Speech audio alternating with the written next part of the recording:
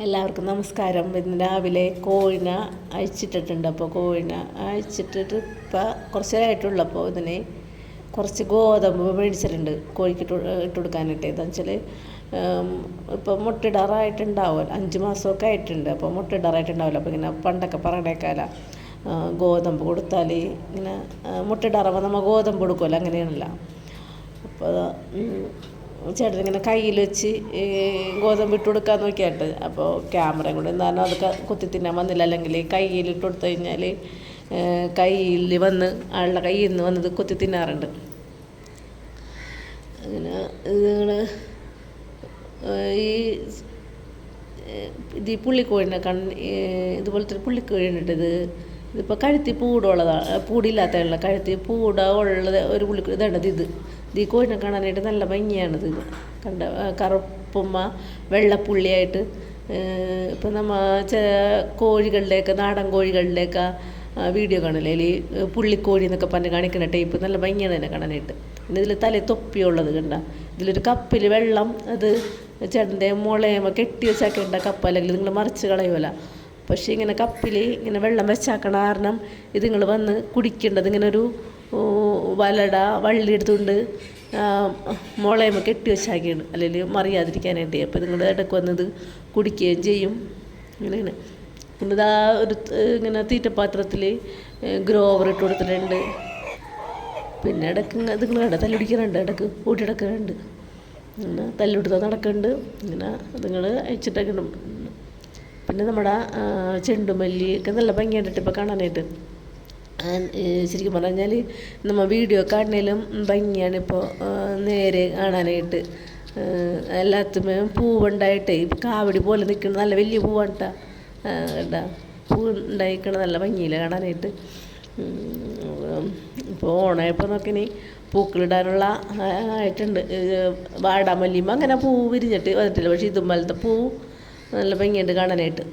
പക്ഷെ നമുക്ക് ചുവന്നത് അങ്ങോട്ട് 2 കളർ കൂടിയുടെ വാങ്ങിച്ചുകൊണ്ടുവന്നതാണ്. പക്ഷേ ഇപ്പം നമുക്ക് വീട്ടിലെല്ലാവരും ഉണ്ടായിരിക്കണത് മഞ്ഞപ്പൂവാണ്. മഞ്ഞപ്പൂവാണ് എല്ലാത്തിലും ഉണ്ടായിരിക്കണത്. നല്ല രസമാണ് കണ്ടു നിൽക്കാനായിട്ട്. പിന്നെ നമ്മുടെ ലെൻഡാനയില്ലേ, കൊങ്ങിണിമ്മ നിറച്ച് പൂക്കളുണ്ട് കേട്ടോ. കാണാനായിട്ട് നല്ല ഭംഗിയാണിത്. ചട്ടി കാണാൻ പറ്റാത്ത രീതിയിൽ ഉണ്ട്. ഇതാ നല്ല ഇതായിട്ട് പൂട്ടിക്കുന്നുണ്ട്. മഞ്ഞേമ പൂവിട്ട് പന്നുള്ളൂ, പക്ഷെ മറ്റേ ലെൻഡാനേമയാണ് നിറച്ച് പൂവിട്ടേക്കണാണ്. പിന്നെ ഇത് പെൻറ്റാസിൻ്റെ ഒരു എടുത്തേക്കണാണ്, ക്ലോസപ്പിൽ എടുത്തേക്കാണ്. ഞാൻ പറഞ്ഞ പൂവിൻ്റെ വീഡിയോ ഒക്കെ എടുക്കാൻ പറഞ്ഞിട്ടാണ് എടുത്തേട്ടാ. പിന്നെ വിങ്കാ റോസുമേക്ക നേരത്തെ ഞാൻ കാണിച്ചിട്ടുണ്ടല്ലോ, ഇഷ്ടംപോലെ പൂ ഉണ്ടായിട്ടുണ്ട് വിങ്കാ റോസ്. ശരിക്കും പറഞ്ഞാൽ വിങ്കാ റോസ് കൊണ്ട് വെക്കുന്നതാണ് ഏറ്റവും നല്ലത്. വിങ്കാ റോസിൽ ഇത്തിരി വളവും കൂടി ഇട്ട് കൊടുത്തു കഴിഞ്ഞാൽ നിങ്ങളെപ്പോഴും നമുക്ക് പൂ തരുന്നൊരു ചെടിയാണിത്. പിന്നെ ഇടയ്ക്ക് നമ്മൾ ഇതിൻ്റെ കൊമ്പുകളൊന്ന് വെട്ടിക്കൊടുക്കണം.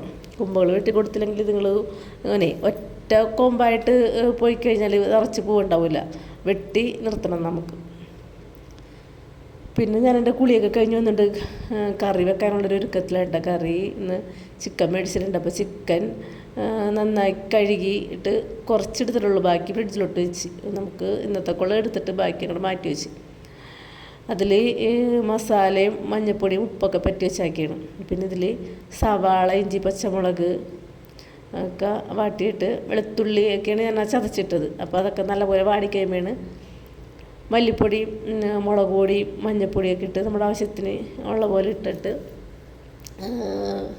ഇത് ഇങ്ങനെ വെള്ളം ഞാനങ്ങനെ ഒഴിക്കാണ്ട് ഒരു തുള്ളി വെള്ളം ഒഴിച്ചാണ് ഇത് വെക്കുന്നത്.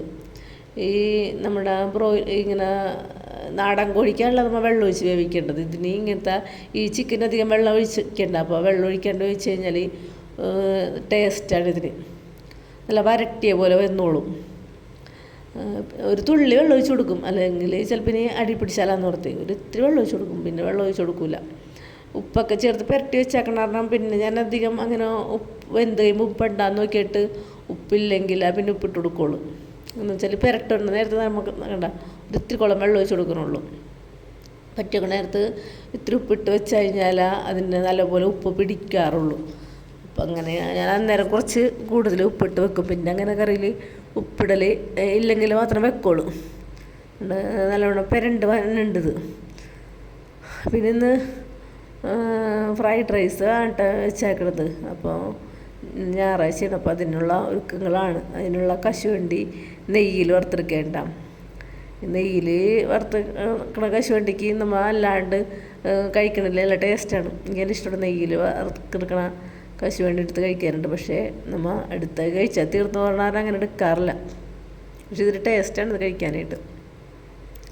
പിന്നെ റൈസ് ഞാൻ വേവിച്ച് വെച്ചിട്ടുണ്ട് കേട്ടോ. റൈസ് രാവിലെ വേവിച്ച് വെച്ചിട്ടുണ്ടായിരുന്നു. കുറച്ച് നേരം വെള്ളത്തിലിട്ടിട്ട് ഞാൻ വറ്റിച്ചെടുക്കാറില്ല. വറ്റിച്ചെടുക്കാൻ എനിക്ക് അത്ര ഇതല്ല.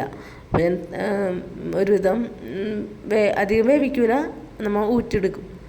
നല്ലപോലെ വെള്ളം ഒഴിച്ചിട്ട് തിളപ്പിച്ചിട്ടേ ഒരുവിധം വലിയ പാത്രത്തിൽ വെള്ളം ഒഴിച്ച് ഇട്ട് തിളപ്പിച്ചെടുക്കണം. അല്ലെങ്കിൽ ഇത് കുറുകണ പോലെ ആവരുത്. കുറുകണ പോലെ അതിൽ വെള്ളം കിട്ടി വെക്കണ പോലെ ആവുമല്ല. എന്നിട്ട് പിന്നെ ഞാനിത് എപ്പോഴും ഇങ്ങനെയാണ് ചെയ്യണത്. ഇങ്ങനെ കുറച്ച് ഈ അലോമിയത്തിൻ്റെ ഇത് വെച്ചിട്ട് ഇഡൽ പാത്രം വെച്ചിട്ട് നെയ്യ് ഒഴിച്ചിട്ട് സവാളയൊക്കെ നേരത്തെ വറുത്ത് വെച്ചിട്ടുണ്ടായിരുന്നു. സവാള വറുത്തിടും, പിന്നെ കശുവണ്ടി ഇട്ടിട്ട് പിന്നെ അതിൻ്റെ മേലെ ഈ നമ്മൾ വേവിച്ച് ചേക്കണ ചോറിട്ട് കൊടുക്കലാണ് ചെയ്യുന്നത്. കണ്ട കുറച്ച് ചോറിട്ട് കൊടുത്തിട്ട് പിന്നെ ദമ്മാക്കണ പോലെ അങ്ങോട്ട് ചെയ്യും. പക്ഷെ ഇങ്ങനെ ചെയ്താലേ ടേസ്റ്റാണ് കേട്ടോ. നമ്മളിപ്പോൾ ബിരിയാണി മസാല ഒന്നും ഇട്ടില്ലെങ്കിലും പിന്നെ നല്ല സ്മെല്ലൊക്കെ കിട്ടും. എനിക്കിഷ്ടമാണിത്. എനിക്ക് ശരിക്കും പറഞ്ഞാൽ ഈ പുറത്തുനിന്ന് ഇതൊക്കെ മേടിക്കണ്ടല്ലോ ടേസ്റ്റ് എനിക്ക് വീട്ടിൽ വെക്കണമായിട്ട് തോന്നാറുണ്ട് എപ്പോഴും. പുറത്തുനിന്ന് വെച്ചാൽ ഇങ്ങനെ വേറെ മസാലയുടെയൊക്കെ ഇതൊക്കെ ഉണ്ടാവുമല്ലോ. പക്ഷെ നമ്മൾ വീട്ടിൽ വെക്കുമ്പോൾ നല്ല ടേസ്റ്റാണ് അതിന്. അധികം പണിയുമില്ല. പിന്നെ കുറച്ച് ഇടയ്ക്കിടയ്ക്ക് സവാളയും കശുവണ്ടിയും കുറച്ച് നെയ്യും കുറച്ച് ചോറിട്ട് വീണ്ടും ഇട്ട് കൊടുക്കും. പിന്നെ ഏറ്റവും എല്ലാം കഴിഞ്ഞ് കഴിയുമ്പോൾ ഏറ്റവും മേലെയിട്ട് പുതിനയില ഉണ്ടല്ലോ, നമുക്ക് വീട്ടിലുണ്ടല്ലോ പുതിനയില 2-3 കൂമ്പും കൂടി ഇട്ട് കൊടുക്കും. അപ്പോൾ നല്ല സ്മെല്ല് വരും ഈ ചോറിന്, പുതിനയിലയുടെ മണം വരുമ്പോൾ.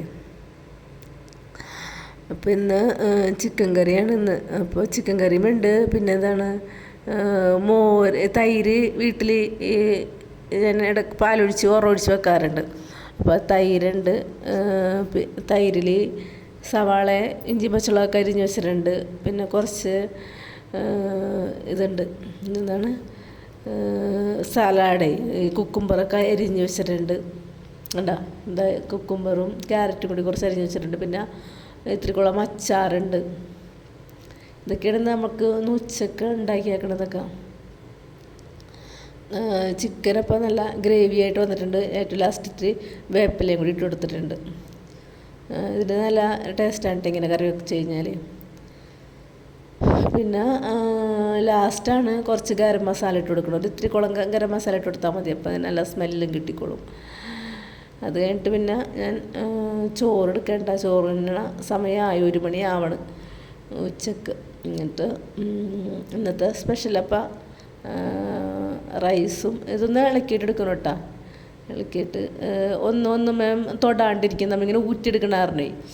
വറ്റിച്ചെടുത്ത് കഴിഞ്ഞാൽ ഇത്തിരി ഇങ്ങനെ എനിക്ക് കിട്ടാറില്ല. പക്ഷെ ഊറ്റിയെടുക്കുമ്പോൾ നമുക്ക് ഇങ്ങനെ കിട്ടാറുണ്ട്, ഒന്നൊന്നും തൊടാണ്ട് ചോറ്, എന്നാലും വെന്തട്ടും ഉണ്ടാവും. അപ്പോൾ ഇന്നത്തെ വീഡിയോ ഇപ്പോൾ കുറച്ച് ഒരു പാചകവും കുറച്ച് പൂക്കൾ അങ്ങനെയൊക്കെയാണ്. നമ്മുടെ സ്ഥിരം തന്നെയാണ്, ഇടുന്ന കാഴ്ചകളൊക്കെ തന്നെയാണ്. അപ്പോൾ ഇന്നത്തെ വീഡിയോ ഇത്രയുള്ള. അടുത്ത വീഡിയോ ആയിട്ട് നമുക്ക് അടുത്ത ദിവസം കാണാം.